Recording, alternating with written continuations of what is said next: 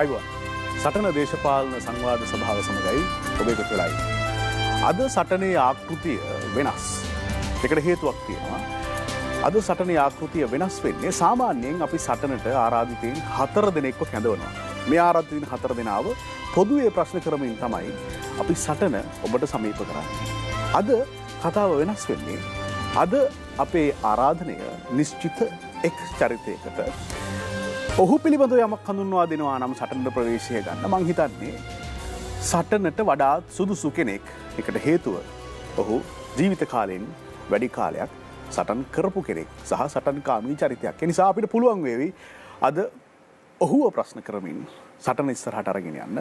මේ දේශපාලන ක්‍රියාවලිය ඇතුලේ ඒ සටන කොහොමද කියන වග ඔබට හරියට පැහැදිලි කරන්න. අපේ ආරාධනය සමගි ජනබලවේගයේ ගම්පහ දිස්ත්‍රික් පාර්ලිමේන්තු මන්ත්‍රී දුර අපේක්ෂක හිටපු අමාත්‍ය ෆීල්ඩ් මාෂල් සරත් ෆොන්සේකා මහතාට. අයිබෝන් ඔබතුමාට. අයිබෝන්.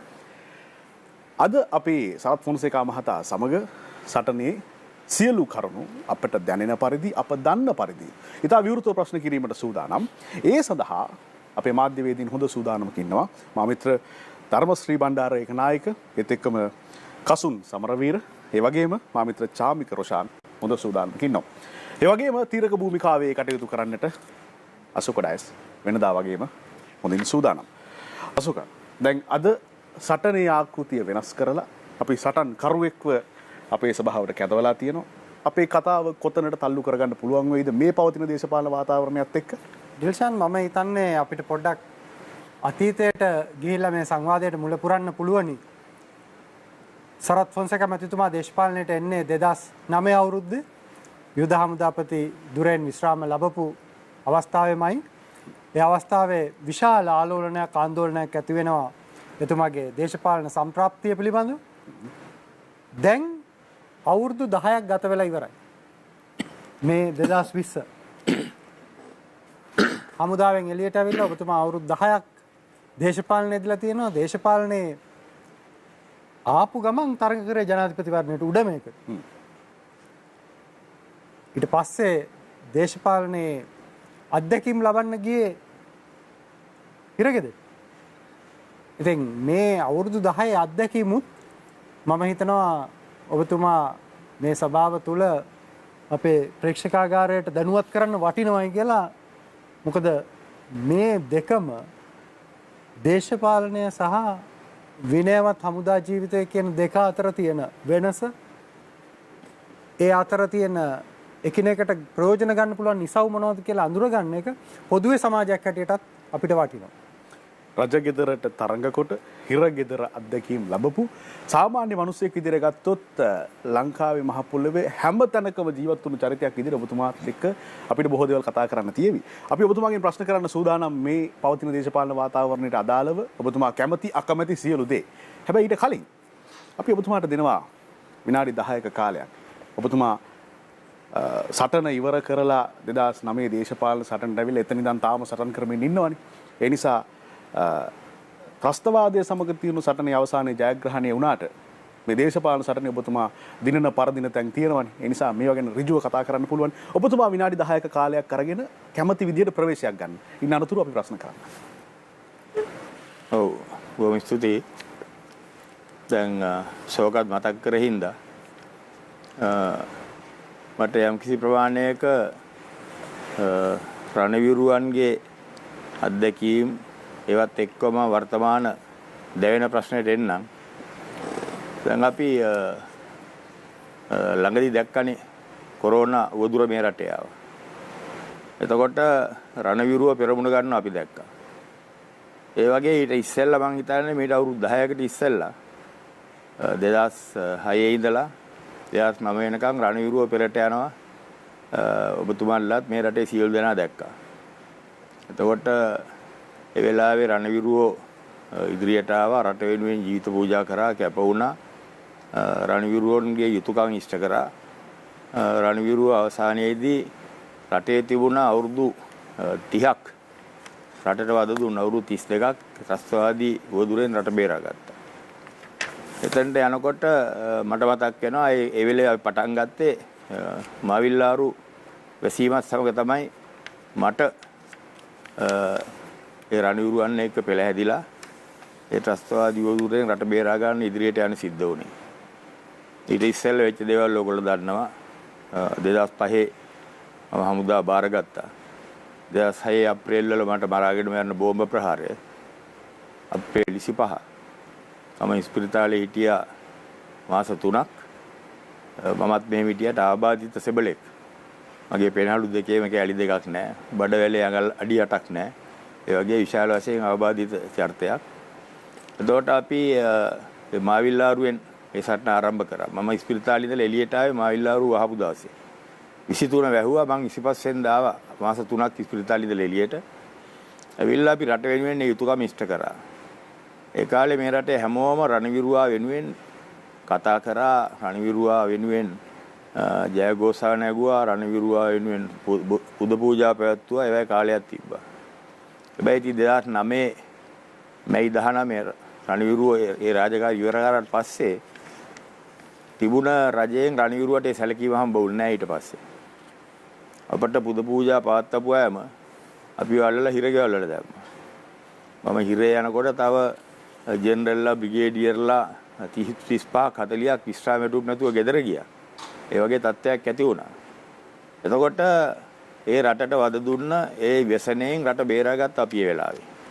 ඒව තමයි ඒ කාලේ රණවිරුවා හිටපු තැන රටේ තිබුණ විශාලම व्यසනය ඒ වෙලාවේ ත්‍රස්තවාදී. මෑතකදී අපි දැක්කා අවුරුදු 10කට පස්සේ ආපහු රටට व्यසනයක් ආවා. කොරෝනා व्यසනය. දැන් ආපහු ජනතාවට සහ රජයට රණවිරුව මතක් වුණා ආපහු. අවුරුදු 10කට පස්සේ. එතකොට රණවිරුව නැවතත් පෙරට ආවා. රණවිරුව තනියම ආවේ නැහැ. වුණත් අපි සටන් විවේින් දෙද්දිත් අපි තනියම නෙවෙයි. වෛද්‍ය බලධාරීන් අපි එක්ක හිටියා. වෛද්‍ය බලකාය හිටියා. දොස්තරවරු හිටියා. ඒ වගේ හුඟක් කට්ටිය අපිත් එක්ක හිටියා. ජනතාව අපි එක්ක හිටියා. මේ වෙලෙත් අපි දැක්කා නැවතත් මේ රටේ රණවිරුව පෙරට ආවා. නිරෝධායන වගකීම ඇත්තටම ලෙඩකුට ප්‍රතිකාර කරනා වගේම ඊටත් වඩා අත්‍යවශ්‍ය දෙයක් වුණා නිරෝධායනය. මේ කොරෝනා වෛරසය ආවම. එතකොට මෙතෙන්දී රණවිරුව තමයි ඉස්සරහට ආවේ. අපි දැක්කා ත්‍රිවිධ හමුදාව, හමුදාපති, විශේෂ විධ හමුදාපති අපි දැක්කා විශාල කාර්යභාරයක් කරනවා. ඊට පස්සේ පොලිසිය නිලධාරීන් ඊළඟට අපි දැක්කා අජිත් රෝහණ වගේ නියෝජ්‍ය පොලිස්පතිලා විශාල කාර්යභාරයක් කරා. ඒ හරහා රටට යම්කිසි සේවයක් වුණා කියලා මම හිතනවා. කොරෝනා යුදුරෙන් මේ රට යම්කිසි ප්‍රමාණයකට හරි ගැලවීමක්, බේරීමක් ඇති වුණා නම් ඒ ඇති වුණෙත් අර යුද්ධ කරද්දි වගේම දේශපාලනඥයෝ බලාගෙන ඉඳගෙන අප්පුඩි ගැහුවා. අපි කැපීමෙන් ලේ දහඩිය කඳුළු හෙල්ල යුද්ධ කරා වගේම මේ අවස්ථාවේත් මම හිතන්නේ සෞඛ්‍ය බලධාරීන් සහ රණවිරුවෝ, පොලිස් නිලධාරීන්, සෞඛ්‍ය ක්ෂේත්‍රයේ අයින් නිලධාරීන් කරපු කැපකිරීම නිසා රට බේරුණා මේ වෙලාවේ. එතකොට රට බේරුණ කතාව වෙනම කතාවක්. රට බේර ගන්න සිද්ධ වුණේ ඒගොල්ලන්ට රට උවදුරකට වැටුණ හින්දානේ. ඒ රට උවදුරට වැටීම කොහොමද වුනේ? කවුද මේ උවදුරට රට වැටෙනකම් බලන් හිටියේ කියන එකත් මේ රටේ ජනතාව තේරුම් ගන්න ඕනේ. දැන් අපේ රටට කොරෝනා ඇතුල් වුණා. අපි දැක්කා ජනවාරියේ හිටියා පළවෙනි රෝගියා විදේශීය කාන්තාවක්. ඊළඟට මාර්තු මාසයේ මැද හරියේදී විශාල වශයෙන් රටට කොරෝනා ඇතුළු වුණා. එතකොට මාර්තු මැද වෙනකොට තමයි මම හිතන්නේ ජනාධිපති රූපවාහිනියට ඇවිල්ලා කිව්වේ කොරෝනා 28ක් හිටියට මට රට වහන්න බෑ කියලා. ඒ වෙලේ මම දැක්කා ජනාධිපති කියනවා බෝම්බේ එයාට බෝම්බේ ගහපු වෙලාවේ ජනාධිපතිට තුවාල වුණේ නැහැ. වෙඩි වදින රථයට හානි වුණා. බෝම්බේ වැදිච්ච වෙලේ කරුමේකට බේරුණා. ඒක හන්ද ජනාධිපති වුණා. ඒ වගේ කතා මානසිකත්වයෙන් තමයි කතා කරේ. ඒ කොරෝනා ගැන කතා කරනකොට වේගය සහැල්ලුවට අරන් විහිළුවට අරගෙන කොරෝනා 28ක් හැදුණා රට වහන්න බෑ. රණවිරුවෝ 5000ක් මිය ගිහිල්ලත් රට වැහුවේ නැහැ කිව්වා. එතකොට අපි දැක්කා ජනාධිපති කතා කරේ මේ ප්‍රශ්න දෙකම අවබෝධ කරගන්න නැතුව. රටේ පාලකයා. රණවිරුවෝ 5000ක් නෙවෙයි. ඒ ත්‍රස්තවාදී උවදුරේදී රණවිරුවෝ 35000 ජීවිත පූජා කරලා තියෙනවා. මං මෙහි ආපු අන්තිම සටනේදී යුද හමුදාවේ පවණක් 5200ක්. එතකොට ත්‍රස්තවාදී උවදුරේදී 35000ක්. අනිත් එක එතෙන්දී රට වැහිම අවශ්‍ය වුණේ නැහැ. මේ ප්‍රදේශවල යුද්ධ තිබුණ ප්‍රදේශ අවුරුදු 20ක් 25ක් වහලා තිබ්බේ. අපිට පාලනයක් තිබ්බේ නැහැ. එතකොට අනිත් එක ඉතින් වර්තමාන පාලකයා ජනාධිපති යුද්ධ තියෙන කාලේ අවුරුදු 15ක් රටේ හිටියෙත් නැහැ. ඒකන්දා එතුමා වැරදි අර්ථකථනයක් දුන්නට අපිට එතුමාට සමාව දෙන්න පුළුවන්. වැරදි මතයක් ප්‍රකාශ කරාට. නමුත් කොරෝනා යුද්ධෙත් එක්ක සසදපු එක වැරදි. කොරෝනා කියන්නේ අපි දැක්කා පෙබරවාරි මාසෙ විතර වෙනකොට ලෝකයේ පුරාම මේ වසංගතය ශීඝ්‍රයෙන් පැතිරෙනවා. ලෝක සෞඛ්‍ය සංවිධානය මේක ලෝක වසංගතයක් කිව්වේ ජනවාරි. පෙබරවාරි වෙනකොට අපි දැක්කා විශාල ශීඝ්‍රයෙන් පැතිරෙනවා. එතකොට අපේ රෝගීන් 28ක් විතර එනකොට අපි තේරුම් ගන්න තිබ්බා කොරෝනා 28ක් හැදුනම රට වහන්න බෑ කියන වෙනුවට දැන් මෙතන ප්‍රශ්නය ආරම්භ කරලායි තියෙන්නේ කියලා අපිට තේරුම් ගන්න තිබ්බා. ඒක තේරුම් ගන්න නැතුව ක්‍රියා කරේ හින්දා තමයි ගන්න ඕන තීන්දුව తీරන පරක්කුණ හින්දා වෙලාවට තදබල තීරණ ගන්න වෙනවා සමහරලාට රට වෙනුවෙන් රටේ ජනතාව වෙනුවෙන් ජනප්‍රිය නොවන තීරණ ගන්න වෙනවා. ඒවා ගැනීම තමයි නායකයන්ගෙන් බලාපොරොත්තු වෙන්නේ. නායකයෝ ඉන්නේ ඒවට තමයි. එතකොට මේ තදබල තීරණ ටික ඒ වෙලාවේ ගනුන්නේ නැහැ. අදිරි රීතිය දැමිල්ල ගුවන් තොටුපොළ වැසීම ඒවා නොවුනේ හින්දා තමයි අපි ඔක්කොටම මාර්තු අප්‍රේල් මැයි මාසවල විශාල දුර්භික්ෂයකට වුණ දෙන්න සිද්ධ වුණා. ඒ දුර්භික්ෂය කාලේ සියලු දෙනා අමාරුවෙන් ජීවත් වුණේ. සියලුම දෙනා ව්‍යාපාර කඩන් වැටුණා. ජනතාවට කන්න බොන්න නැති වුණා. ඊට පස්සේ ජන ජීවිතය කඩා වැටුණා. අපේ රටේ විතරක් නෙවෙයි ලෝකේ පුරාම. මම හිතනවා අනිවාර්යයෙන්ම අපි මීට කලින් තීන්දුව తీරන ගත්තා නම් මේ වසංගතයේ භයානකත්වයේ තේරුම් අරගෙන අපේ කුඩා රටක් මේක ආරක්ෂා කරගන්න අමාරු නෑ. මීට වඩා ලේසියෙන් මේක කරන්න තිබ්බා. නමුත් ඒක අන්තිමේ තත්ත්වයට ගියා. එතකොටත් අපි දැක්කේ අපි කිව්වා මැතිවරණ කල් දාන්න කියලා. සමගි ජන බලවේගය කිව්වා, විපක්ෂයේ හුඟක් කට්ටිය කිව්වා. මැතිවරණ කොමසාරිස් කිව්වා. ඊට පස්සේ වෛද්‍ය බලධාරීන් කිව්වා. එතකොටත් අපි දැක්කා ජනාධිපති උත්තරයක්වත් දෙන්න මානසි වෙන්නේ නැතුව ජනාධිපති ලේකම් හරහා ලියුමක් කියුවා මැතිවරණ කල් දැමීම මගේ වැඩක් නෙමෙයි මැතිවරණ කොමසාරිස්ට පුළුවන් ඒවා කරන්න. ඔය වගේ බොහෝම නිකන් වැනෙන ලියුමක් කියුවා වගකීමකින් තොරව කියලා මම හිතන්නේ. එතකොට ඒ වගේ තත්ත්වයක් තියෙද්දි රජය හැම වෙලේම කතා කරේ මැතිවරණේ තියන්න ඕනේ කියන තැන හිටියේ. රජය ශක්තිමත් වෙන්න ඕනේ 3න් 2ක් ගන්න ඕනේ. ඒ මතේ විඳගෙන තමයි දිගටම තාමත් මම හිතන්නේ රජයේ රට පාලනය කරන එක ඔළුවේ තියෙන්නේ මේ 3න් 2 සහ මැතිවරණේ පස්සේ ව්‍යවස්ථාව වෙනස් කර ගැනීම. ඒකනේ 3න් 2ක් කියලා. මම දැක්කා දවස් 4-5කට ඉස්සෙල්ලා අපේ ගරු අගමැතිතුමා ඇවිල්ලා රූපවාහිනියෙන් කියනවා වැඩ කරන්න බෑ ශක්තිමත් ආණ්ඩුවක් නැතුව කියලා. එතකොට මේගොල්ලන්ට අමතක වෙලා අපේ ආණ්ඩුව ඇවිල්ලා 2015 ජනවාරි 8 අපි ආණ්ඩුව බාරගත්තා අපිට ගියේ മന്ത്രിවරු 44යි පාර්ලිමේන්තුවේ. විපක්ෂයේ 3න් 2ක්. නමුත් අපි ගෙන යෝජනා දියට විපක්ෂය අතීස්සුවා. අපි ව්‍යවස්ථාව වෙනස් කරා. ජනාධිපතිගේ බලතල කැපුවා. ඊට පස්සේ ස්වාධීන කොමිෂන් සභාව ගෙනාවා. ඊළඟට රජයේ සේවකයන්ට වැටුප රුපියල් 10000න් වැඩි කරා. ශිරාණි බණ්ඩාරනායක නැවත ගෙනෙල්ලා ඇයගේ සියලු අහිමි කරපු දේවල් ලබා දුන්නා. ඔයගේ විශාල වැඩ කොටසක් කරා. ඒතර වර්තමාන රජය ඇවිල්ලා අපි මේ දින 100කදී වර්තමාන රජය ඇවිල්ලා නොවැම්බර් දැන් ගිය අවුරුද්දේ අගෝස්තු මැතිවරණයට මාස 8කට කිට්ටුයි. තාමත් අරකම කිය ඉන්නවා ඇරෙන්න. රටේ ජනතාව කිසි දෙයක් ලැබෙන්නේ නැහැ. එතකොට මේ කොරෝනා ඇවිල්ලා ඒක නිදහසට කාරණයක් වුණා. කිසිවක් නොකරන්න. ඒ අතරේ මැතිවරණේ තියාගෙන 3න් 2ක් ගන්න 3න් 2ක් ගන්න කියනවා. රටට වැඩ කරන්න 3න් 2ක් ඕනේ නැහැ. ඒ 3න් 2 ඉල්ලන්නේ ව්‍යවස්ථාව වෙනස් කරගන්න. මොනවද ව්‍යවස්ථාව වෙනස් කරන්න ඕනේ? මහින්ද රාජපක්ෂ මැතිතුමාට 3 වෙනි පාරේ ඉල්ලන්න පුළුවන් විදිහට ව්‍යවස්ථාව හදා ගන්නවා. ඒව නැත්නම් බැසිල් රාජපක්ෂට ආපහු පාර්ලිමේන්තු වෙන්න පුළුවන් විදිහට ව්‍යවස්ථාව වෙනස් කරනවා. ඒ වගේ දේවල් තමයි මේගොල්ලෝ න්‍යායපත්‍රය තිබුණේ. පහුගිය මාස 8ේම අපි දැක්කේ කොරෝනා වදුර දැක්කා. මේගොල්ලෝ පුද්ගලික න්‍යායපත්‍රයක යනවා දැක්කා. ඒක ටිකක් කනගාටුදායක තත්ත්වයක්. හොඳයි. මෙතනින් එහාට අපේ මාධ්‍යවේදීන් ඔබතුමා ප්‍රශ්න කරනවා. එතනදී මම මෙහෙම ඉල්ලීමක් කරනවා ඔබතුමාගෙන්. ඔබතුමා මේ අහන ප්‍රශ්න වලට විතරක් උත්තර දෙන්න. හේතුව ඔබතුමාට ඊළඟ වටේ නැවත අවස්ථාවක් තියෙනවා ඔබතුමාට අවශ්‍ය කරුණු මතු කරන්න. ඒ නිසා ඒ කරුණු කේන්ද්‍ර කරගෙන උත්තර දෙමු. මට හිතෙනවා ප්‍රවේශය මේ විදිහට ඔබතුමාගෙන් ලබා ගන්න මෙන්න මෙහෙම ප්‍රශ්නයක් අහලා. දැන් මේ ඉන්න ජනාධිපතිවරයාට ඔබතුමාගේ පක්ෂය ප්‍රමුඛව විපක්ෂය කරන චෝදනාවක් තමයි එක්තරා විදිහකට මේක මේ හමුදා පාලනයකට යන්න උත්සාහ කරනවා මිලිටරි මානසික මට්ටමක් ඔන්න චෝදනාව ටිකක් එනවා වැඩිපුර. ඔය චෝදනාව ඔය ප්‍රමාණයට හෝ ඊට වඩා තදට ආව ඔබතුමා ජනාධිපතිවරණයට ඉල්ලන වෙලාවේ. ඔව්. ඔය විදිහටම ආව මේ ඉන්නේ මිලිටරිකරණය කරන්න මේ හමුදා මානසික මට්ටමින් කියලා. ඔව්.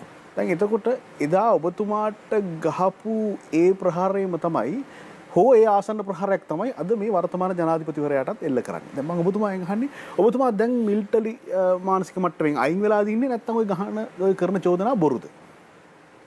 මෙහෙමයි මං විතරක් නෙවෙයි ලෝකේ හමුදාවල ජෙනරල්ලා දේශපාලනය කරලා තියෙන්නේ. ප්‍රජාතන්ත්‍රවාදීව දේශපාලනයට ඇවිල්ලා රටවල් පාලනය කරපු අය හුඟක් ඉඳලා තියෙනවා. ප්‍රජාතන්ත්‍රවාදයේ තදින්ම තියෙන රටවල් ඇමරිකාව වගේ රටවල් වල ඇමරිකාවේ ජනාධිපතිවරණයට එකපාරක් එක්කෙනෙක් ඉල්ලුවා ජෙනරල් කෙනෙක් නිල ඇදුමේ ඉඳගෙන හමුදාවේ සේවය කරන ගමන් ඉල්ලුවා. ජයග්‍රහණය කළ ජනාධිපතිවරණ ඊට පස්සේ හමුදාවේ මිස්ට්‍රාම ගිහිල්ලා ජනාධිපති හිටියට වැඩ කරගෙන ගියා. එතකොට හමුදාවක හිටියා කියලා ඒ මිනිහා දන්නේ හැම වෙලේම වම දකුණ කියන්නයි. එහෙම නැත්නම් කොකා අමරිකන් විතරක් නෙවෙයිනේ. පරිපාලනය ගැන රටේ දේශපාලනය ගැන අපි හුඟක් අපේ දැන් ඩිෆෙන්ස් කොලෙජ් කියලා අපි යනවානේ. ආරක්ෂක විද්‍යාල. ඒ වගේ අපි නිල ඇඳුමත් ඇඳලා නෙවෙයි මේ පුහුණුවීම් අවුරුද්ද කරන්නේ. ඒවා තමයි ඉහළම මට්ටමේ ආරක්ෂක අංශවලට දෙන පුහුණුව. එතෙන්දි කතා කරන්නේ ආර්ථිකය, දේශපාලනය, ඒ වගේ හුඟක් දේවල්. ඒකට මේ පුහුණුවක් තියෙන හමුදා නිලධාරියෙකුට. එතකොට දැන් මම ඇවිල්ලා මම මිලිටරිකරණය කරයි කිව්වනේ. මම ඉතින් ඇති වෙනකන් හිතේ කැත යනකන් අවුරුදු 40ක් මිලිටරිකරණය කරා. එළියට ආවට පස්සේ මට කිසිම කැක්කුමක් ලෝභයකමක් ආසාවක් තිබුණේ ආයි මිලිටරිකරණයක් කරන්න. ඒක තමයි මම ඒක ගලවලා නැෂනල් එක ඇඳගත්තේ. දැන් මම දේශපාලනේ අවුරුදු 10යි. මම ඇමති කෙනෙක් වෙලා හිටියනේ අවුරුදු 2කමාරක්. මම මගේ අමාත්‍යාංශයට පීඑන් කෙනෙක්වත් ගත්තේ නැහැ නේ හමුදාවේ. මම වයි පරිපාලන ක්ෂේත්‍රයේ විශේෂඥයොත් එක්ක ලේකම්ලා අතිරේක ලේකම්ලත් එක්ක තමයි අමාත්‍යාංශය දිව්වේ. මම කිසිම ආකාරයකින් උද්ගලික ලේකම් හැටියට විශ්‍රාමික හමුදා නිලධාරියෙක් කරන් තිබුණා. එයත් මම හමුදාවේ ඉන්න කාලේ දැකලවත් තිබුණේ නැහැ. මට කවුරු හරි වෙලාවට හදිස්සියට ගන්න ඕනේ නින්දා අඩු ගන්න ඉංග්‍රීසියෙන් ලියුමක් ලියන්න පුළුවන්. ඒ වගේ පුද්ගලයෙක් ඕනේ හින්දා යමෙකුට ටෙලිෆෝන් කෝල් එකක් දීලා කතා කරන්න පුළුවන්. මගේ නිලධාරියා ගත්තා. හැබැයි හමුදාවේ ඉඳදී මම ආශ්‍රය කරපු කෙනෙක්වත් නෙවෙයි. ඊට අමතරවත් මම දේශපාලනයට ආවයින් පස්සේ මම කරන කිසිම දේශපාලන වැඩකට හමුදාවේ කවුරුවත් සම්බන්ධ කරගෙන නැහැ. ඒ මම ජනාධිපතිවරණ ඉල්ලනකොට විශ්‍රාමික හමුදා නිලධාරීන් ගොඩාක් ඇවිල්ලා එක එක දේවල් කරා. ඒගොල්ලෝ ආරක්ෂාව දෙන්න ඇවිල්ලා හිටියා. ගොඩක් 65ක් 70ක් විතර මගේ මූලස්ථානේ. ඒගොල්ලෝ ඒ ආසනවල දිස්ත්‍රික්කවල දේශපාලන වැඩ කරා. ඒගොල්ලෝ අත්පත්‍රිකා බෙදිලි එක එක කාර්යාලය ඇරිලි ඒ වගේ ඒවා කරා. නමුත් ඒගොල්ලෝ දේශපාලන හමුදාත් එක්ක සම්බන්ධ තියාගෙන හොරෙන් හමුදා එක ගනුදෙනු කරන්න ගියේ නෑ අපි. ප්‍රජාතන්ත්‍රවාදීව කරා හැරෙන්න දේශපාලනයට ආවට පස්සේ හමුදා එක ගනුදෙනු කරන්න ගියේම නෑ. නමුත් දැන් තියෙන ප්‍රශ්නේ එහෙම නෙවෙයිනේ. දැන් මම අමාත්‍යාංශයට ගත්තේ නෑ පීඑන් කෙනෙක්වත් හමුදාවෙන්. ඒ වුණාට දැන් බලන්න ගෝඨාභය රාජපක්ෂ ජනාධිපති කමිටුවක් පත් කරානේ. රටේ විනය හදන්න. ඒ කමිටුවේ ඒ වගේ කාර්යභාරයක් තිබ්බේ මට මතක නෑ ඔක්කොම විනය, සදාචාරය, ජනතාවගේ ගුණවත් පැවැත්ම ඒ වගේ ඒවා හදන්න. ඒකට දාලා තියෙන්නේ හමුදාවේනේ කමිටු ඔක්කොම 7-8 දෙනෙක්. එතකොට මේ හමුදාවේයත් එක්ක පුළුවන් දේව කරන්න. එතකොට මේ හමුදා ඔය 7-8 දෙනා වර්තමාන ජනාධිපති හමුදාවේයට ඒ ඩිසිප්ලින් එක නැහැ කියලාද? ඩිසිප්ලින් එක තියෙනවා. නමුත් මම කියපු ඒ කරුණු ජනතාවගේ විනය හැදීමයි හමුදා සෙබළෙකුට විනය උගන්වනවා කියන එකයි දෙකක්. හමුදාවේ අපි විනය හදන විදිහට ජනතාවගේ විනය හදන්න ගියොත් ඒක එතකොට ජනතාව දරා ගන්න නැහැ. ජනතාව ඒක සූදානම් නැහැ. ඒ දාපු නිලධාරීන් අර ඔබතුමා කිව්වා වගේ ඉහළ පුහුණුව ගත්ත නිලධාරීන්ද දන්නේ නැහැ නේ. කියන්නේ සිවිල් ඇඳුමෙන් දේශපාලන ආර්ථික ඉගෙන ගත්ත අයද දන්නේ. ඒ නිලධාරීන් ගැන මෙහෙමයි. ඒ නිලධාරීන් ගැන මම නම් කියන්න කැමති නැහැ. කියවන එකත් මම හිතන්නේ මෙතන හැටිය සදාචාරාත්මක නැහැ. ඒ නිලධාරීන් සියලු දෙනාම වර්තමාන ජනාධිපති 1990ට ඉස්සෙල්ලා එයා හමුදාවේ ඉන්න කාලේ එයාගේ ළඟින් වැඩ කරපු අය. එහෙම ඉන්නේ.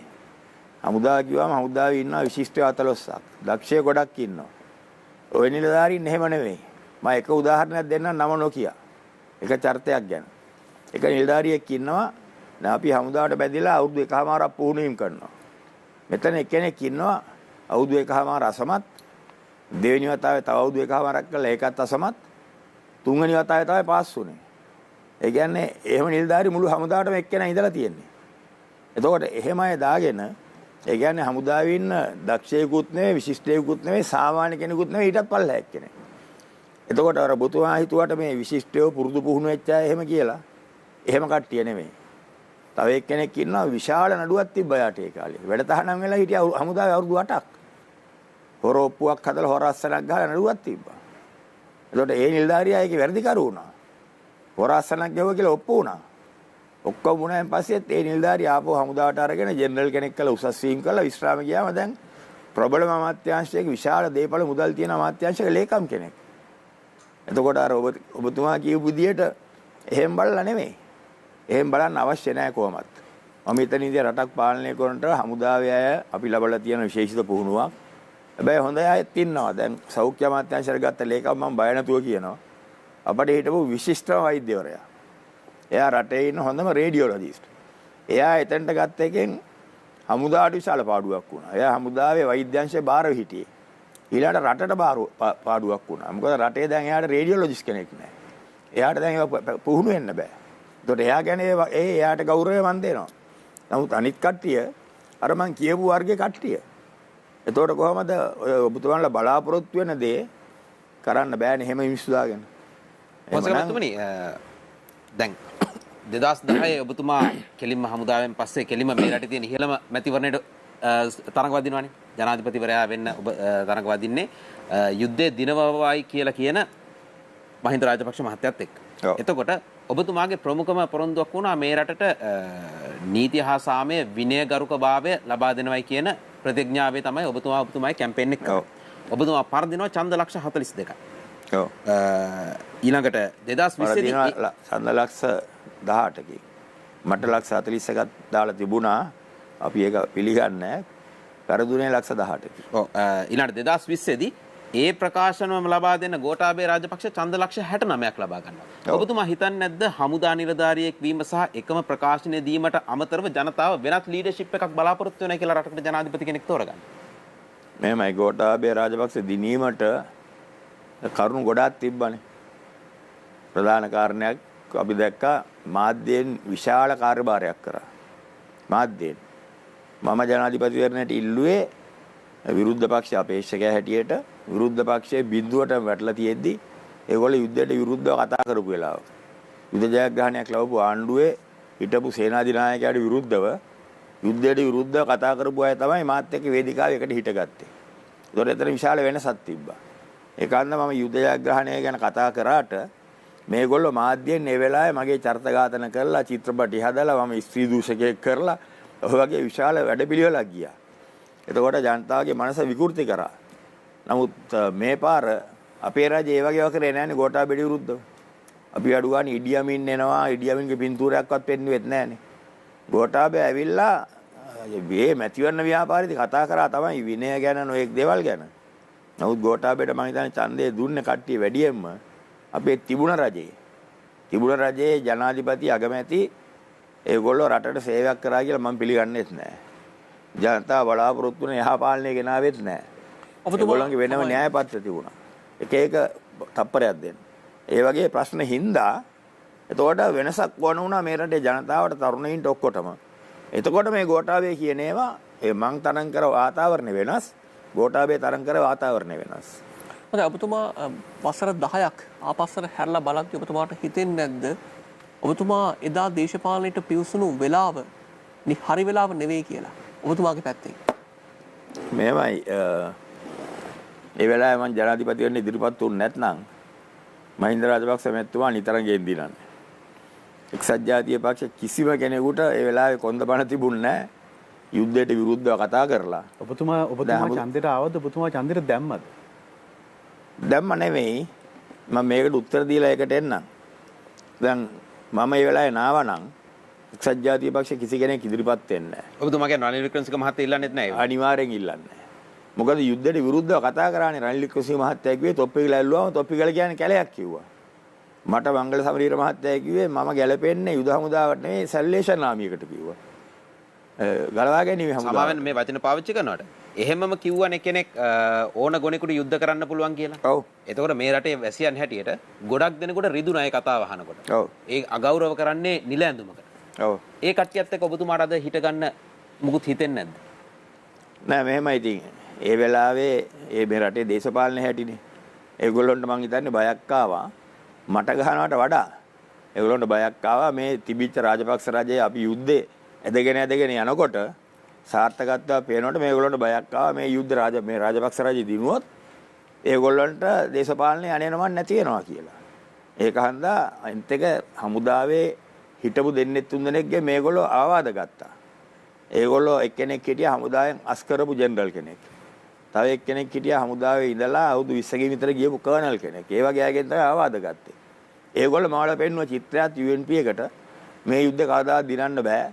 අපි අඩු ගානේ කිල්නොච්චි අහලටවත් යන්නේ නැහැ. ඒ වගේ චිත්‍රයක් දුන්නා. ඉතින් ඒව අහලා මේ UNP එකේ කට්ටියත් හුඟක් විශ්වාසයෙන් හිටියේ යුද්ධය අපි පරදී කියලා. දිනන්න බෑ කියලා. එතකොට මේ මතය උඩ ඒවා කතා කරාට ඒක හන්ද මට ඒගොල්ලෝ එක්ක පුද්ගලිකව ඒගොල්ලෝ ඒවා කිව්වා කියලා ඒගොල්ලෝ එක්ක දේශපාලනයක් කරන්න බෑ කියලා එහෙම හිතන්න හේතුවක් නැහැ. ඊට පස්සේ ඒගොල්ලෝ වෙනස් වෙනවා නම් ඒගොල්ලෝ මොකද කවුද වෙනස් වෙලා නැතිද? කවුද වෙනස් වෙලා නැත්තේ? මහින්ද රාජපක්ෂ මහත්මයා 2005 මහින්ද චින්තනය මොකද්ද කිව්වේ? මහින්ද චින්තනය කිව්වේ උතුරු නැගෙනහිර ප්‍රශ්නයට යුද්ධයෙන් විසඳුමක් සෙවීම මම අනුමත නොකරමි. මා ප්‍රභාකරන් මහත්මයා පුද්ගලික හමුවේ සාකච්ඡා කොට මේ ප්‍රශ්නේ සාමයෙන් විසඳමි. එතකොට මේ ඔක්කොම වචන වෙනස් වුණාට බැලුවම එකව බෝට්ටු වෙන්නේ ඔක්කොම. මෙතුමනි 2010 ඔය කියන අවස්ථාවේ ඔබතුමාට කවුද ආරාධනා කරේ මැතිවරණ ඉදිරියට වෙන්න? ඔබතුමා කිව්වා මේ රට ගැන හිතලා මහින්ද රාජපක්ෂ මහත්තයාට අභියෝග කරන්න වෙන කෙනෙක් හිටියේ නැති හින්දායි මේ මැතිවරණ ඉදිරිපත් වුනේ කියලා. නෑ මං කිව්වේ මම නාවනම් වෙන කෙනෙක් හිටියේ නෑ. ඒක හන්ද තමයි මට ආරාධනා කරේ ඒගොල්ලෝ. කවුද ආරාධනා? ඒගොල්ලන්ට කවුරු අස්පේක් ඕන වුණා ඒ වෙලාවේ. මම හමුදායෙන් අස් වුණාම මං හම්බෙන්න ආවා රනිල් වික්‍රමසිංහ මහත්තයා ආවා. එයත් එක්ක මංගල සමරීර ආවා. ඊළඟ පාර දෙපාරකට අපි හම්බුණා. ජනතා විමුක්ති පෙරමුණේ නායකතුමා ආවා. සෝමන් සමරසිංහ එතකොට හිටියේ. මම හිතන්නේ එයත් එක්ක ආවා ටිල්වින් සිල්වා හරි කවුරු හරි. ඒ වගේ ඒ කට්ටිය තමයි මුලදීම පළවෙනි දවස් දෙක ඇවිල්ලා හම්බුනේ. ඊට පස්සේ මම එකග වුණාට පස්සේ වරින් වර එක කට්ටිය එක්ක සාකච්ඡා කරා. ඔය අනිත් අයට තිබ්බයි කියන බය ඔය මැතිවරණයට ඉදිරිපත් වෙන්න අඩුම ගානේ රනිල් වික්‍රමසිංහ මහත්තයාවත් ඉදිරිපත් වෙන්නේ නැති වෙයි කියලා ඔබතුමා කිව්වා. ඔබතුමාට හිතුන්නේ නැද්ද ඒ වෙලාවේ ඔබතුමාට ඉදිරිපත් වෙන්න ඒ වගේ බයක් තිබ්බේ නැද්ද? නෑ ඒකට හේතුවක් තියෙනවා. මම හමුදාවෙන් අස්සුනේත් රාජපක්ෂරු යන ගමන යන මට පොඩි අවිශ්වාසයක් තිබ්බා. අපි යුද්ධයේ ජයග්‍රහණය කරේ විශාල කැපකිරීම කරලා. උපරිම කැපකිරීම කරා. අපි රට වෙනුවෙන් මැරෙන්න වුණත් ලෑස්ති කියන මතේ ඉඳගෙන තමයි සටන කරේ. එතකොට එහෙම කරලා මේගොල්ලෝ මාසයක් දෙකක් යනකොට මට තේරුණා මේගොල්ලෝ දැන් මේගොල්ලන්ට වෙන ගමනක් තියෙන්නේ. යුද්ධ ගෞරවය අරගන්න හදනවා. ඒ අතර මේගොල්ලොන්ගේ එක එක කට්ටිය දාගෙන දැන් කරන දේශපාලනය. ඒකම තමයි මේගොල්ලෝ කරන්නේ කියලා. අපි හිතේ යුද්ධය වුණා මේගොල්ලෝ රට වෙනස් කරයි කියලා. දේශපාලනේ වෙනස් වේවි රටට අර කියන දේවල් ඒවි විනය ඒවි හොරකම් නවතිවි දූෂණය නවතිවි. එහෙම වෙන්නේ නැහැ කියලා ඉතින් අපිටත් අපි මොඩේව නෙවෙයිනේ. තමයි මේගොල්ලෝ එක්ක හිටියත් නේ ගොඩක් කාලයක්. මට තේරුණා මේගොල්ලෝ මේ මාර්ගෙම තමයි යන්න හදන්නේ. එතකොට එක එක චරිත හිටියා ඒගොල්ලොත් එක ලං වෙලා. දැන් මේගොල්ලෝ සමහරු එන් වෙලා ඉන්නවා. ඒ චරිත ඔක්කොම අන්ත දූෂිත චරිත. ඒගොල්ලෝ එක්ක තමයි මේගොල්ලෝ ඊළඟට අරවා මේවා ව්‍යාපාර ගනුදෙනු අරවා මේවා කරන්න පටන් ගත්තේ. ලොකු දේවල් වුණානේ. ඔබතුමා ඔය කියන කාරණේ ඔබතුමාගේ අදහසක් වෙන්න පුළුවන්. නමුත් අපි දැක්කා යුද්ධය ඉවර වෙච්ච ගමන්ම අර කේක් එකක් කපන වෙලාවෙත් ඔබතුමාට තමයි රාජපක්ෂවරුන් ප්‍රමුඛ ස්ථානයේ දුන්නේ වෙලාවේ රටම දැක්කා ඒක. ඔබතුමාට සැලකුවේ නැහැ කියන්න පුළුවන්. ඔව් ඒක මම හිතන්නේ ඒගොල්ලෝ නොදී බැරි වුණා.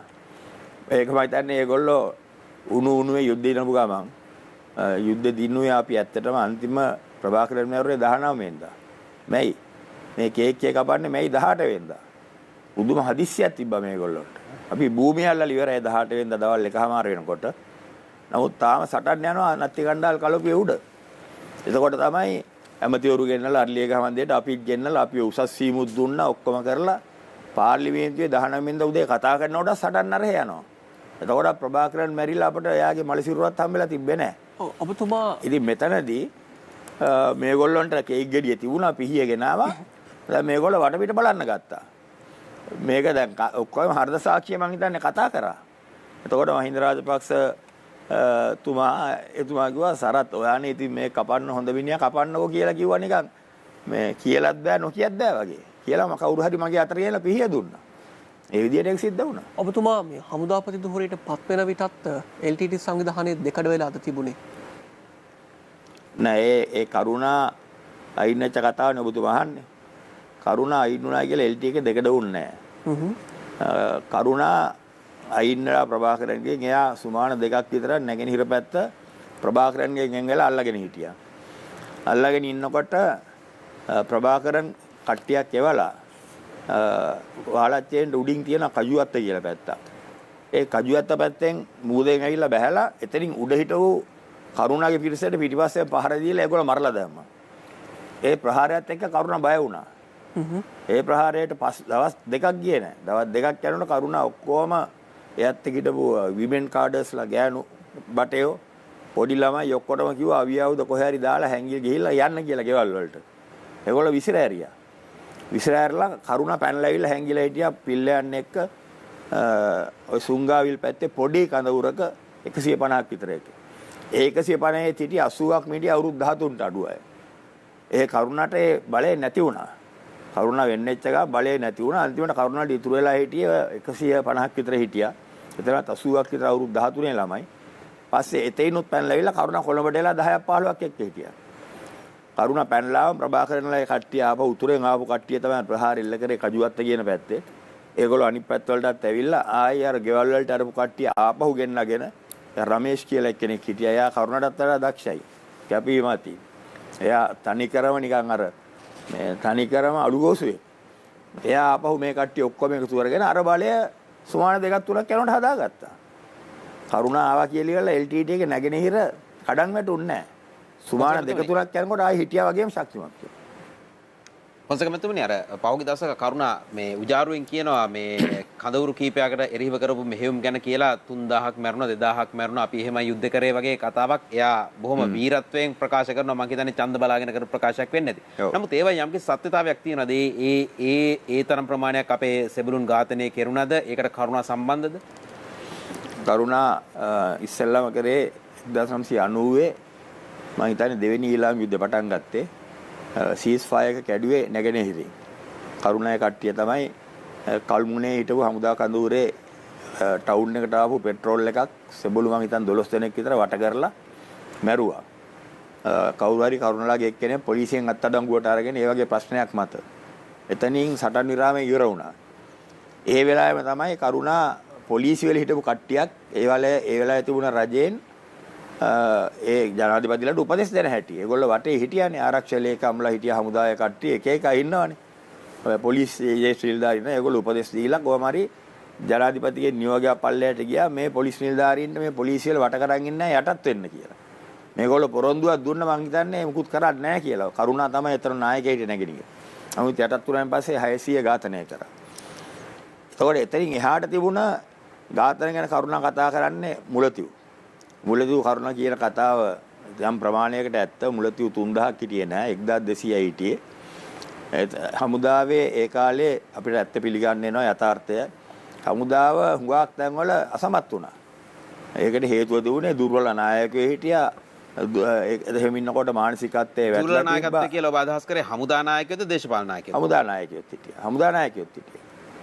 ඔබතුමා එතකොට කොයි අවස්ථාවේදී හිටියේ? ඒ වෙනකොට ඔබතුමාගේ තනතුර සහ ඔබතුමා හිටිය අවස්ථාව මොකක්ද? කිලිනොච්චි වැටෙනකොට 96 මම හිතන්නේ. ඔබතුමා යාපනයේ ආඥාපති ධුරේ දරුවේ මුලතිව් වැටෙනකොට 96 වෙන්නේ නැතිව මම යාපනයේ මුදවා ගැනීමේ ක්‍රියාන්විතයේ ඉඳලා. ඔව්. එතනින් ඊට පස්සේ මම ආවා මං හිතන්නේ ක්‍රියාන්විතයෙන් පස්සේ ඒගොල්ලෝ මං ආපහු වැලියෝයට එව්වා. වැලියෝයේ බඩසේනාධිපති හැටියට මං හිටියා ඒ වෙලාවේ. මට මතක විදියට. එතකොට ඒ මුලතිව් කඳවුර වැටෙන්න සම්පූර්ණ හේතුනේ එතන හිටපු නිලධාරීන් සහ එතන හිටියා මේ බ්‍රිගේඩ් කමාන්ඩර් කෙනෙක්. ඒගොල්ලොන්ගේ අකාර්යක්ෂමභාවය. ඉතා දුර්වල කඳවුරක් එතන තිබ්බේ. උඩ ඉන්න අයටත් අපි කියලා තිබුණා මුලතිව් කඳවුර තනියම තියන්න එපා කියලා. අපි නොයෙක් තැන්වලදී හමුදාපතිලාට එහෙම කියලා තිබුණා. ඒතර හමුදා විශාල වැරදි කරා යටත් වෙච්ච 1200 කරුණා මැරුවා. ඔබතුමා හිතනවාද කරුණා අම්මන්ට විරුද්ධව ඔය කෙරු ප්‍රකාශය අලලා ඒ ප්‍රකාශය පදනම් කරගෙන නීතිමය ක්‍රියාමාර්ගයක් ගත යුතුයි කියලා ඔබතුමා හිතනවාද? අනිවාර්යයෙන්ම ඉතින් කරුණා හරියට පුනරුත්ථාපනය වෙලා නම් නැවතත් ත්‍රස්තවාදී ක්‍රියා කීකේ වර්ණනා කරන්න බෑනේ. එයා කියන්නේ එයා නීති විරෝධීව ඉඳගෙන ත්‍රස්තවාදී කැඩියට රණවිරුව ඝාතනය කරා කියන එක. ඒතකොට මනුෂ්‍ය ඝාතනනේ ඒවා. ඒතකොට මේ ත්‍රස්තවාදී ක්‍රියා කරපුවට යම්කිසි අනිවාර්යෙන් දඬුවමක් එන්න ඕනේ. ඉස්සෙල්ලාට සමාව දීලා තිබුණා එයා ත්‍රස්තවාදී ක්‍රියා අතෑරියා. ප්‍රභාකරන්ට විරුද්ධව මෙයා නැගී සිටියා කියලා. නමුත් දැන් එයා නැවතත් ත්‍රස්තවාදී ක්‍රියා ගැන වර්ණනා කරනවා. ඒවා ගිහිල්ලා ජනතාව ඉදිරියට ගිහිල්ලා ඒ ත්‍රස්තවාදී ක්‍රියා වීරත්වයක් හැටියට පෙන්වන්න හදනවා. එහෙනම් අනිවාර්යෙන් එයා තාම ත්‍රස්තවාදී මානසිකත්වයක ඉන්නවා. හොඳයි. අපි කතා බහ කරමින් ඉන්නේ විමසමින් ඉන්නේ මේ වෙලාවේ ෆීල්ඩ් මාර්ෂල් සරත් ෆොන්සේකා මැතිතුමා සමග ඔහුගේ දේශපාලන අත්දැකීම් සහ එතනින් එහාට ගියාම අවශේෂ කරුණු පිළිබඳව අපි පළමු විරාමය ලබා ගන්නවා සරණේ අනතුරු නැවතත් මේ සාකච්ඡාවට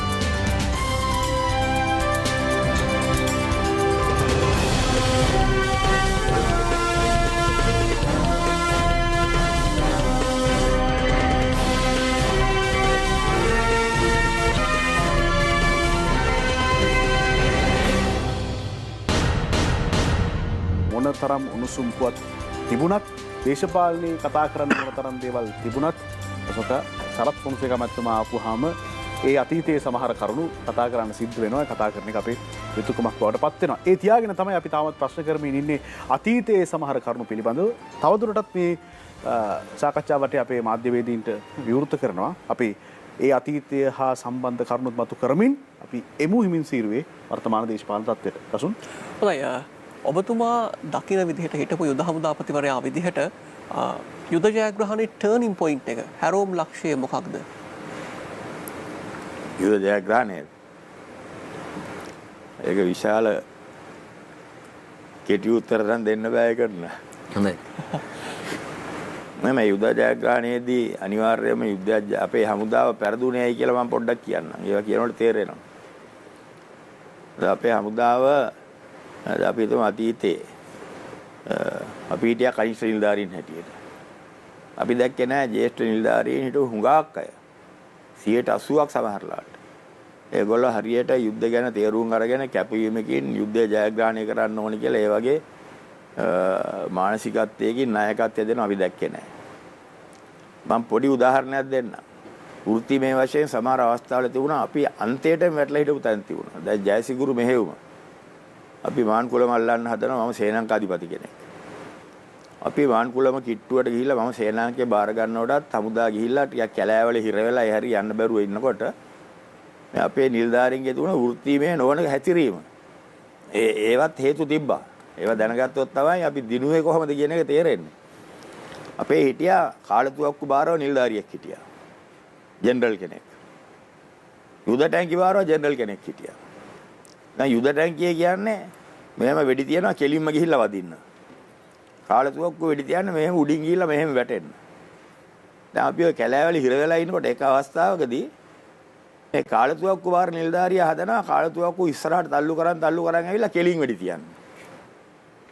යුද ටැංකි බාර නිලධාරියා හදනවා යුද ටැංකිය අර ළඟට යන්න බය. ඒවට අර RPG කියලා තියෙන්නේ. ඒවයින් ගහනවානේ. යුද ටැංකිය පස්සට ඇවිල්ලා මෙහෙම කරලා උඩින් වෙඩි තියන්නේ. ඒතකොට ඔය වගේ වැඩ කරන ජෙනරල්ලා ජේෂ්ඨ නිලධාරීන් අපි හිටියා. අපි ඒගොල්ලෝ එක්ක තමයි රාජකාරී කරේ. එතකොට මම එක උදාහරණයක් දුන්නේ. ඊළඟට දැන් වඩමරච්චි. ඕක ගැන හුඟක් කතා කරනවානේ. ඔක්කොම හිතාගෙන වඩමරච්චි කරා නම් පරිප්පු දැම්මේ නැත්නම් මේ යුද්ධය වෙලේ ඉවරයි කියලා. නමුත් ඒක සම්පූර්ණ බොරුවක්. ඒ වෙලාවේ ප්‍රභාකරන්ගේ යාපනයේට කිලෝමීටර් 8ක් පළාලි ඉඳලා යාපනයේ තියෙන කිලෝමීටර් 13ක් විතර 15කට කිට්ටුයි. ඒකෙන් භාගයක් දුරටවත් අපිට යන්න බෑ ඒ කාලේ යාපනයේ කිට්ටුවට. යාපනයේ බලකොටුවක් වගේ. ඉතින් ප්‍රභාකරන් එතන ඉන්නේ නැතුව වඩමරච්චියේ ගිහිල්ලා මොකටද ඉන්නේ? හමුදාවට ඒ වෙලාවේ කියනවා මොන හරි මෙහෙයුමක් කරන්න ඕනේ කියලා දේශපාලනඥයෝට හදිස්සියේ අපේ කට්ටිය මෙහෙයුමක් කරනවා කියලා මාධ්‍ය සංදර්ශනය තියලා රටට පෙන්නන්න වඩමරච්චියේ ප්‍රභාකරන් ඉන්නවා කියලා වඩමරච්චියට ගියා. වඩමරච්චි සටනේ පළවෙනි විනාඩි 30ේදී අර තොන්නමාරු ඉඳලා කලපුව පයින්නකොට අනිත් පැත්තට බස්නාහිර ඉඳලා නැගෙනහිරට කලපුව පයින්නකොට එතන බිම් බෝම්බ වගේක් ක්ලේම මයින් වගේක් හයි කරන් ඉඳලා පත්තු කරලා පළවෙනි විනාඩි 30 අපේ සෙබළු 35ක් විතර මැරුණා. ඊට පස්සේ සටනක් තිබුණේ නැහැ. ඊළඟට මුළු වඩමරච්චිය විවරණකම්ම කාටවත් වෙඩි තියන්නවත් උනේ නැහැ. ඒකට ඒ වගේ මම පෙන්නුවේ.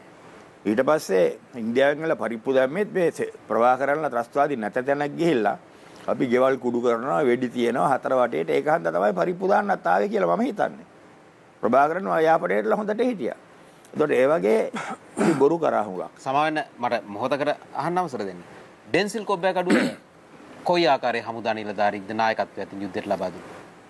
මේමයි මම උදාහරණ දීලා මට කතා කරන්න පුළුවන්. ඔයා චුට්ටක් වෙලා දෙන්න වෙනවා. එමුකෝ මම ඔයා ඇහුවේ ඊටාම රට පිළිගත් දක්ෂව නිලධාරියෙක් ගැන. ඩෙන්සිල් කොබ්බෑ කඩුව කියන්නේ මානව හිතවාදී පැත්ත බැලුවෙන් හිටියොත් උපරිමයි. දැන් මම රණවිරුව 2000ක් අල්ලලා වැලියකට දැම්ම හමුදායෙන් පැනලා ගියපු හින්දා හිරේ දැම්මා. ඩෙන්සිල් කොබ්බේ ගඩුවගේ බඩියා කියලා ඉන්නවනේ එක්කෙනෙක්. එයා ජෙනරල් කාලේ. එයාගේ බඩියා හැටියට සිංහ රෙජිමන්ට් සෝල්ජර් කෙනෙක් හිටියා. JVP වෙලාවේ. මේ මිනිහා අනුරාධපුරේ 1000ක් ගිහිලා බීලා ග්‍රනේඩ් එකකුත් සාක්කුවේ දාගෙන පාරේ වැටලා හිටියා කානුවක. මම සිංහ රෙජිමන්ට් නිලධාරියෙක් හැටියට මම මෙයා කියලා දඬුවම් කරන්න හැදුවා. එයාට දඬුවම් කරන්න එපා කියලා එයාව දිගටම තියාගත්තා. ඒතර අන්න ඒ වගේ ඒ ජනරල් කොබ්බේ කඩුව කියන්නේ එහෙම මිනිහෙක්. මේ සෙබළු හැම හරි ආදරේ. සෙබළුන්ට දැන් අපි කැලේ ඉන්නකොට අපි බලන්න આવත් අපෙන් අහනවා අර උයන කට්ටියෙන් අහනවා මේ කීරමින් උයලා දුන්නේ නැද්ද? තෙල් දාලා මාළු ටිකක් දුන්නේ නැද්ද? ඔය වගේ කතා අහනවා. එතකොට ඒවට සෙබළු හරි ආදරේ. අපි ගියාම ඒව අහන්න වෙලා නැහැ. මම සංග්‍රාමයේ දක්ෂයෙක්ද? දැන් ඒ වඩබරච්චි මෙහෙයුම ඒගොල්ලෝ කරේ. ඒ පැත්තේ. අනිත් පැත්තෙන් ජෙල් කොබ්බේ කඩුවයි ජෙල් විමල රත්නයි ඒ දෙන්නම මම කියන්නේ. ජෙනරල් වෛද්‍යරත්න හමුදාපති කාලේ එකපාරක් මේ දෙන්න යෝජනා කරා පූර්ණරීන් වලට පහර දුන්නටත් පස්සේ පූර්ණරීන් වලට පහර දෙන්න ඉස්සෙල්ලා අපි කිලාලි ඔපරේෂන් එකක් කරේ යාල්දේවි කියලා 93 මටත් එඩි වැදුනේ ඒකේ. ඒ ඔපරේෂන් එකට මාස 2කට ඉස්සෙල්ලා මේගොල්ලෝ යෝජනා කරා මුළු හමුදාවෙම ඉන්න බලෑණි 20ක් විතර අරගෙන මන්නාරවේ ඉඳලා මෙහෙම වවුනියාව හරහා වැලිය වලට එක පේලියක් හදලා අපි ඉදිරියට යමු. එතකොට අපිට මාසෙකින් මේ යුද්ධය කරන්න පුළුවන් කියලා. මම එතකොට යුද හමුදා මුලස්ථානයේ හිටපු කනිෂ්ඨ නිලධාරියෙක් මම කර්නල් කෙනෙක්. මගේ වැඩේ මිනිට්ස් ලියන එක. ඒ සාකච්ඡාවේ. මම ඒකට hina වෙලා මම ඒකට උද්ද කතා කළා මට හමුදාපති බැන්නා. තමුසේක වැඩේ ඕක නෙවෙයි නයිස කියලා. එතකොට මේ වගේ සැලසුම් ගේන්නේ ඒ සලස්ම ගෙනල්ලා මාස දෙකකට පස්සේ තමයි අපි කිලාලි වල ඉඳලා බලසේනා 3ක් දාගෙන අලිවංකඩ ඉඳලා කිලාලි වලට යන්න හදනකොට අපට පහර දීලා ඒ පොඩි පෙරමුණක බලසේනා 3ක් යනකොට අපට පහර දීලා තමයි මගේ එදා 150ක් වැරුණා 300කට වෙඩි වැදුනා මටත් වැදුනා. ඒකට එහෙම ශක්තියක් තියෙන LTT එක අපට එහෙම තනියට පේලියක් හදාගෙන යාර 20න් ඉස්සර සෝල්ජර්ස්ලා හිටගෙන ඉවරලා එහෙම යන්න පුළුවන්. ඒ තේරෙනවද මං කියන එකේ වෙනස? ඒකට ඒ වගේ සැලසුම් මේගොල්ලෝගේ ඔළුවේ තිබ්බා. ඒකට ඒ අංශයෙන් මම දකින්නේ මේගොල්ලෝ වෘත්තීය නිලධාරීන් හැටියට නොකළ යුතු දේවල් කරන්න උත්සාහ කරා. අන්තිමට ඒ දෙන්න මිය ගියෙත් මේ දෙන්න හැදුවා විශේෂ බලකාය කලපුව හරහා ඔය මැරිච්ච තැන ඉඳලා අර්ලි පොයින්ට් එකේ ඉඳලා කලපුව හරහා අරින්න එහා පැත්තේ යාපනයට. ඒක කියනකොටත් මම ඔය හමුදා මුලස්ථානිය එතකොට. ඒකට ජෙල් වනසිංහ CDS අපි ඔක්කොම විරුද්ධ වුණා. මොකද මඩ බලපුරුද්ද තිබ්බා ඊට ඉස්සෙල්ලා අපි යාපනයෙන් කොටුවට ගියා. මමයි ගෝඨාභය රාජපක්ෂයි. ඒ කලපුව යනකොට කිලෝමීටරයකට විතර එහාදී අපිට බෝට් වලින් වහින්න උනා. අපි වෙඩි ඇස්සේ මඩ කාගෙන වෙඩි කාගෙන තමයි ඊතුරු අන්තිම කිලෝමීටරේ ගියේ එහා පැත්තට. ඉතින් SF එක දැම්ම නම් අර්ලි පොයින්ට් එකේ ඉඳලා එහා පැත්තට යන්න මුළු SF එකම වෙඩි කාලා මැරෙන්න තිබ්බා. මොකද අර බෝට් වලින් බහැලා අර මඩේ කිලෝමීටරයක් විතර යනකොට අනිවාර්යයෙන්ම LTT එකට ඒ කාලේ වෙනකොට හැකියාව තිබ්බා. අපි කොටුවට ගිය 90 මේ කෙනට 92 මම හිතන්නේ. හරියට LTT එකට අවියාවුද වැඩි ශක්තියක් තිබ්බා. ඉතින් ඒ වගේ ඒ ක්‍රියාන්විත වෘත්තීමේ අතින් දක්ෂ ක්‍රියාන්විත නෙමෙයි. ඒ ඔබතුමා කියපු ඒ අවිබලය LTT එකට වැඩිපුර ලැබිච්ච කාලේ මේ රටේ හිටපු පාලකෙක් මොකක් හරි හේතුවක් මත LTT එකට අවියාවුද ලබා දුන්නා. මෙහෙමයි. ඔක් ගැන මාත් කතා කරලා තියෙනවා. ඒක හන්දා මේ එතන ඇත්තටම සිද්ධ වුණ දේ මම කියන්නම්. ඒ කාලේ නෙමෙයි අවියාවුද අරන් දුන්නේ ලබා දුන්නේ 90 සටන් නිරාමේ කැඩලා අපි දෙවෙනි ඊළාම් යුද්ධ පටන් ගත්තානේ නැගෙනහිරෙන්. ඊට ඉස්සෙල්ලා JP භීෂණේ තියෙන කාලේ. එතකොට ඉන්දියන් හමුදාව මෙහෙ ඉන්නවා. ඉන්දියන් හමුදාව ගිහිල්ලා නැහැ. ඒ කාලේ ඉන්දියන් හමුදාව TNA කියලා තමිල් නැෂනල් ආමි කියලා දෙමළ තරුණයෝ අරගෙන කට්ටිය පුරුදු කර ඒගොල්ලෝ දාලා කඳවුරු වගේක් අරගෙන ගියා. ඒවට පහර දෙන්න තමයි ඇත්තටම LTT එකට ඒ වෙලාවේ හමුදාවට අපිටත් තිබුණ කැමැත්තක්. LTT එක හරහා කවුරු හරියට ගමන්නේ මේ TNA කියන එක ඉන්දියන් නාවිකයෙන් තමයි ට්‍රේන් කරේ. නමුත් එහෙම හමුදාවක් හදනකොට අපිත් උරුද්දයි. ඒගොල්ලන්ට පහර දෙනවා නම් ඉතින් අපේ උරුද්දයක් තිබ්බේ නැහැ. ඒ වෙලාවේ මම හිතන්නේ හිටෝ පාලකීන්ට හමුදා නිලධාරීන් ජ්‍යෙෂ්ඨ කට්ටිය උපදෙස් දෙන්න ඇති. ඒ අනුව මේක සිද්ධ වුණා. නමුත් ඒකේ අවාසිදායක පැත්තක් තිබුණා. අනිවාර්යයෙන්ම සමහර අතිකින් බැලුවා මේක නොවිය යුතු දෙයක්. එක පැත්තකින් බැලුවා. එක පැත්තකින් බැලුවාම ඒ වගේ ප්‍රශ්නයක් තිබ්බ රටේ. ඒතකොට ඒ වගේ ව්‍යාකූල තත්ත්වයක් උඩ තමයි ඒක සිද්ධ වුණේ. ඒ අභි ආයුධ අපේ දේශීය සොල්දාදුවන් පැත්තට හැරෙන්නත් ඉඩ තිබුණා ඔබතුමා කියන්නේ පස්සේ. හැරෙන්නේ නැති ඉතින් අපි 90 ආපහු සටන් ගන්නකොට ඒ අභි ආයුධ අපේ පැත්තටත් හැරෙන්නේ නැති අනිවාර්යයෙන්. ඔබතුමා මගේ ප්‍රශ්නෙට හරි උත්තරේ දීගෙන ආවේ. අතුරු ප්‍රශ්නෙට කිහිපෙට ගියා. මම ඇහුවේ යුද්ධ ජයග්‍රහණයේ ටර්නින් පොයින්ට් එක හැරෝම් ලක්ෂ්‍ය ඔබ දකින්න විදිහට. ඒක තමයි මම කිව්වේ. දැන් මාර ඉස්සර දුවන මෙහෙයුම් වලයි ඒ නිලධාරීන්ගේ කල් ක්‍රියාව දැනුම වෘත්තීයමය ශක්තිය ගැන මම පොඩි උදාහරණ දෙක තුනක් දුන්නානේ. මට මම ප්‍රභාකරන් ඉස්සෙල්ලාම දොරයප්පා මැරුවේ මම පැටුන් කමාන්ඩර් කෙනෙක් හැටියට මාදගල ඉන්නකොට. මම ඒතකොට 25 දෙනෙකුට අණ දෙනවා. ඒ මගේ ප්‍රදේශය තමයි දොරයප්පා මැරුවේ. එදා ඉඳලම අපි ප්‍රභාකරන් වර්ධනය වෙනකොට අපිත් වර්ධනය වුණා. අපි හැම මෙහෙයුමකම හිටියා. ඉතින් ඒ වෙලාව අපි දැක්ක මේක වෙන හැටි. හැබැයි ඒතකොට හැම කෙනාම දැක්කා. මං හැබැයි පාබල හමුදා නිලධාරියෙක් හැටියට මං දැක්කා. මට කලින් හිටපු හමුදාපතිය දැන් කෝට් එකේකොට දිගටම හිටිය බුද්ධ්‍යංශවල. එයා පාබල රාජකාරිය එච්චර කරේ නැහැ පාබල හමුදා වුණාට. ඊට කලින් හිටියා බලගල්ල. එයා කාලතුවක්කු හමුදාවෙක් වෙනුවට එයා දිගටම හිටිය බුද්ධ්‍යංශේ. ඉතින් ඒගොල්ලන්ට වඩා මට යම්කිසි අත්දැකීමක් තිබ්බා. එතකොට ඒ අත්දැකීම් පළපුරුද්ද අන්තිමට තවාගේ ඥාණය තමන්ට පුළුවන් වෙන්න ඕනේ මේවා තේරුම් ගන්න මේකට විකල්ප ක්‍රම සොයන්න පොතේ තියෙන දේවල් ප්‍රභාකරනුත් දන්නවා. අපි පොතේ තියෙන දේවල් කර කර හිටියා ඔක්කොම මම පොතේ තියෙන දේවල් කරේ නැහැ. මම අලුත් ක්‍රම කෙරෙමින්ද තමයි එතන තමයි ටර්නින් පොයින්ට් එක ආවේ. යුද්ධ ජයග්‍රහණයේ ගෞරවය හිමිවීම කියන කාරණය ගැන අපි අවධානය කළොත් 1 සිට 5 දක්වා පෙළ ගැස්සුවොත් ඔබතුමා පෙළ ගස්වන්නේ කොහොමද? යුද්ධ ජයග්‍රහණයේ ගෞරවය කාටද හිමි විය යුත්තේ කියන කාරණේ. ඒකට හේතුද? නෑ යුද්ධ ජයග්‍රහණයේ ගෞරවය කාවිතද යා යුත්තේ කියන ප්‍රශ්නේ අපි විමසුවොත් එහෙනම් පොඩ්ඩක් අඩි හයියෙන් කියන්න. අර පැහැදිලි වුණේ නැහැ ඔබතුමා. හයි කියන්න පොඩ්ඩක්. යුද්ධ ජයග්‍රහණයේ ගෞරවය පෙළ ගැස්වීමක් කරොත් 1 සිට 5 දක්වා කොහොමද ඔබතුමා මේක රෑන්කින් කරන්නේ කියලා අහන්නේ. මට මං ගැන කියන්න බෑනේ. එතන පොඩි ප්‍රශ්නයක් තියෙනවා. යුද්ධ ජයග්‍රහණය ආරම්භ කරපු හැටි මං කෙටියෙන් කියන්නම්. එහෙම කිව්වොත් තමයි ඔයගොල්ලන්ට ඒක තේරෙන්නේ. මට බෝම්බ ගහලා මරාගෙන මැරෙන මම අප්‍රේල් 25 ඉඳලා මාර්තු ජූලි 25 වෙනකම් මම හිටියේ ස්පිරිතාලේ. මට හැමදාම ඒ මාස 3ෙම මෙන්න මෙච්චර විතර වතුර තමයි හම්බෙන්නේ දවසකට. මගේ බඩවැල් තුවාලෙලා ඔක්කොම අමාරුලා තමයි අන්තිම මාස එකමාර හිටියේ සිංගප්පූරුවේ. ඉන්නකොට තමයි මාවිල්ලාරුව වැහුවේ. එතකොට මාවිල්ලාරුව වැහුවම සිද්ධ වෙච්ච දේ ඇහුවොත් ඔබතුමා බුද්ධිමත් නම් තේරුම් ගනි කොහොමද පෙළ ගහන්න ඕනේ කියලා. දැන් මාවිල්ලාරුව 23 වෙනිදා වැහුවා ජූලි. මම 25 වෙනිදා එහෙ හිටියා මාත් එක්ක හමුදායේ දොස්තරලා දෙන්නෙකුත්. මම ඒගොල්ලන්ට කිව්වා අපි යමු ලංකාවට කියලා. මෙහෙ දැන් ප්‍රශ්නයක් තියෙනවා කියලා අපි දැක්ක ප්‍රවෘත්ති වලින්. මම ඒගොල්ලන්ට කිව්වා බෙහෙත් ආදී ඉන්ජෙක්ෂන් අරම ඔක්කොම අරගෙන ඉවරලා යමු. මගේ එතකොටත් මේ තුවාල බඩේ තුවාලේ ඇතුලෙන් කුහරේ වැහිලා තිබුණා. නමුත් පිටින් විශාල තුවාලයක් තිබ්බා. ඒක හිමින් ගොඩ වෙන්නේ. ඒක අන්දමනේ නිලැඳුම් අදින පටියක් බැඳ ගන්න බෑ. ඒ වගේ ප්‍රශ්න ගොඩක් තිබ්බා. ඒත් මාස 3ක් මෙහෙම බීලා වතුර විතරක් බීලා මම টয়ලට් එකට යටත් නැගිටලා කවුරු හරි අල්ලගෙන බිත්තිය අල්ලගෙන තමයි යන්නේ. ඊට පස්සේ මම කිව්වා යමු කියලා අපි ජූලි 25 ලංකාවට ආවා. මම ගුවන්තොටුපළට ගියේ රෝදපුටුවේ. ලංකාවට ආවම කට්ටිය මෙහෙන් ඇවිල්ලා දොස්තරලා ඔක්කොම ඇවිල්ලා මම කොහොම හරි ප්ලේන් එක ගාවට හෙලිකොප්ටරේ ගෙනල්ලා මම හෙලිකොප්ටර එකට දාගත්තා. මම ඇවිල්ලා ගෝඨාභයට කිව්වම මම ආවා කියලා රෑ 9ට 9:00ට ගෝඨාභය ආරක්ෂකලේක. මෙයා මට කිව්වේ සරත් ප්‍රශ්නයක් තියෙනවා කිව්වා. මම ඇහුවා මොකද්ද කියලා. මේ මාවිල්ලාරුව වහලා අපි දැන් මොකද කරන්න කියලා ඇහුවා.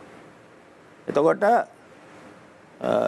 මං ඇහුවා ඉතින් මාවිල්ලාරුව වහලා නම් වැඩ බලන හමුදාපති ඉන්නවනේ. එයා මොනවද කර කර හිටියේ කියලා මොන හරි කරන්න එපයි.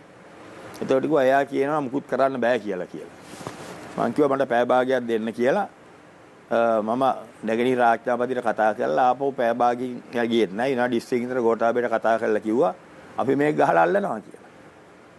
එතකොට දැන් යුද්ධයක් කියන එක පටන් ගන්න රාජ්‍ය නායකයා අණ දෙන්න ඕන. නවත්තන රාජ්‍ය නායකයා අණ දෙන්න ඕන. දැන් මේ යුද්ධේ මම මාවිල්ලාරුව ගහලා අල්ලනවා කියව ඇරෙන්න මට කවුරුවත් අණ දුන්නේ නැහැ.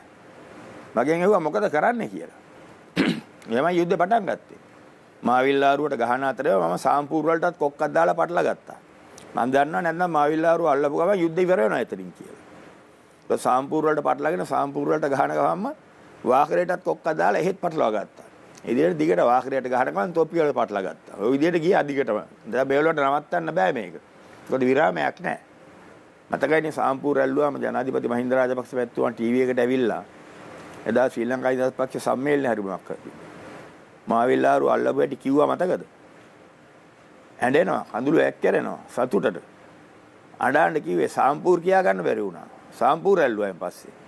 සාම්පූර් කියා ගන්න බැරි වුණා. සාම් ගගා විනාඩි 5ක් විතර අඬලා තමයි සාම්පූර් කියලා කිව්වේ. එච්චර සතුට. එතකොට ඒ යුද්ධ පටන් ගත්තේ එහෙමයි.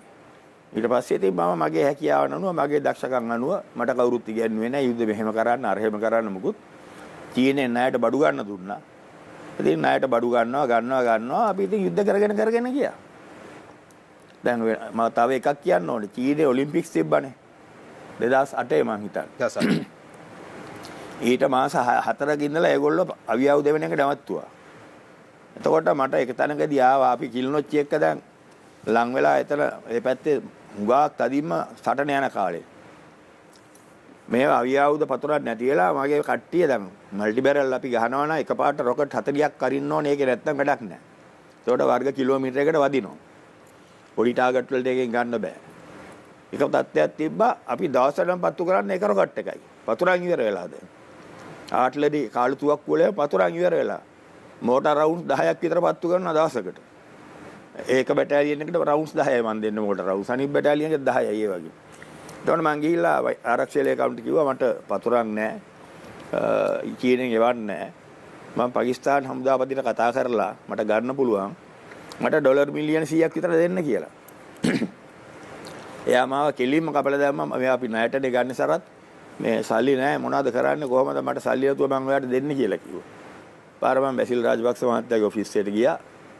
ගිහලා ඉවරලා මාත් එක්ක එක පන්ති හිටි ඉස්කෝලේත්. ඉතින් මං ගිහිල්ලා කතා කළා මම එයාට කිව්වා මේ ප්‍රශ්නයක් තියෙනවා. මට ඩොලර් මිලියන 100ක් විතර දුන්නොත් පාකිස්තානයේ මේ පතුරන් ටික ගන්න පුළුවන් කියලා. එයා එක කෝල් එකයි දුන්නේ බීබී ජයසූරිය ඩොලර් මිලියන 100 අනුමත කරා. ඒකට මේ වගේ දේවල් සිදු වුණාම ආරක්ෂක ලේකම්ට බෑ මට පතුරන් ටික දෙන්න. මගේ පුද්ගලික සම්බන්ධ වල මම බැසිල් රාජපක්ෂට ගිහිල්ලා කතා කරලා පතුරන් ටික ඉල්ල ගන්න. පස්සේ මම පාකිස්තාන හමුදාපතිට කතා කරලා එයා ඩොලර් මිලියන 65ක පතුරන් දුන්නා. එයා කිව්වා එයාගේ හමුදාවේ තියෙන රෙදිසියට ගන්න තියෙන රිසර්ව් එකෙන් දෙන්නේ ඊට වඩා මට දෙන්න බෑ කියලා. ඒකෙන් තමයි ඊට පස්සේ අපි චීනේ ඔලිම්පික්ස් ඉවරනකන් අල්ලගෙන ගියේ. එතකොට මේ කරුණු කියපු කරුණු දෙක උඩ ඔබතුමා තීරණය කරන්න පෙළ හැදීම ඔබතුමා පෙළ හදලා බලන්න පොඩ්ඩක්. හොඳයි. එක ප්‍රශ්නයක් අහන්න පුළුවන්. අපි ගාමයක් ගන්න ඕනවක් තියෙනවා. අපි ෆිල්ම් භාෂා සරත් ෆොන්සේකා මහත්මයා සමග සාකච්ඡා කරමින් ඉන්නේ. අපි දෙවන විරාමය ගන්නවා සරණ. විරාමයෙන් අනතුරු නැවතත් මේ සාකච්ඡා